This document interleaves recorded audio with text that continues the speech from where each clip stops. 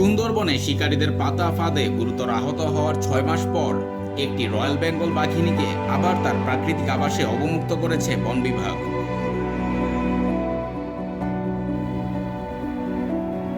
রোববার খুলনার বন্যপ্রাণী পুনর্বাসন কেন্দ্র থেকে বাঘিনীটিকে মংলা হয়ে সুন্দরবনের চাঁদপাই রেঞ্জের আন্ধারমানিক এলাকার বনাঞ্চলে ছেড়ে দেওয়া হয়।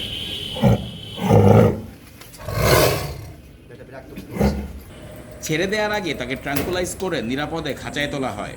বন বিভাগ জানায়, পুরো প্রক্রিয়া গোপন রাখা হয়েছিল যাতে ভিড় বা কৌতূহলী মানুষের কারণে বাঘিনী চাপের মুখে না পড়ে। এর আগে গত ৩ জানুয়ারি চাঁদপাই রেঞ্জে হরিণ শিকারীদের পাতা ফাঁদে আটকা পড়ে বাঘিনীটির সামনের বাঁ পা মারাত্মকভাবে ক্ষতিগ্রস্ত হয়। পরদিন উদ্ধার করে খুলনার পুনর্বাসন কেন্দ্রে নিয়ে চিকিৎসা শুরু হয়। দীর্ঘ ৬ মাসের চিকিৎসা, নিবিড় পরিচর্যা ও পুনর্বাসনের পর সে আবার দৌড়ানো, লাফ দেয়া এবং জীবন্ত শিকার ধরার সক্ষমতা ফিরে পায়। বাঘটা ৪টা জানুয়ারি উদ্ধার হওয়ার পর আমাদের তত্ত্বাবধানে, আমাদের ভেটেরিনারি টিম এবং আমাদের এখানে যারা আছে ওদের তত্ত্বাবধানে চিকিৎসা সেবা প্রদান করা হয়।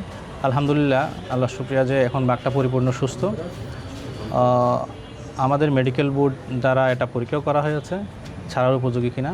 স্যাররাও যারা আসছিলেন ওনারাও সম্মতি দিয়েছেন যে এখন পুরাপুরি তার যে পা এবং শারীরিক যে অবস্থা পুরাপুরি সুস্থ, সুন্দরবনে ন্যাচারাল পরিবেশে বাঘটাকে অবমুক্ত করার জন্য।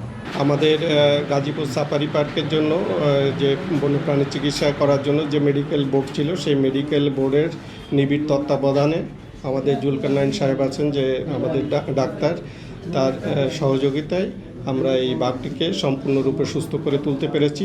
ওয়াইল্ড লাইফ বায়োলজিস্ট যারা আছেন তারাও দেখে বলেছেন যে এটা বনে ছাড়ার মতো তার হিংস্রতা, ক্ষিপ্রতা এগুলো এসেছে এবং এটা সম্পূর্ণ সুস্থ, একে বনে ছেড়ে দেওয়া যাবে। বাংলাদেশে এই প্রথম গুরুতর আহত একটি রয়্যাল বেঙ্গল টাইগারকে দীর্ঘ চিকিৎসা ও পুনর্বাসনের পর আবার প্রাকৃতিক আবাসে ফিরিয়ে দেওয়া হলো। বন বিভাগের তথ্য অনুযায়ী বর্তমানে সুন্দরবনে ১২৫টি রয়্যাল বেঙ্গল টাইগার রয়েছে।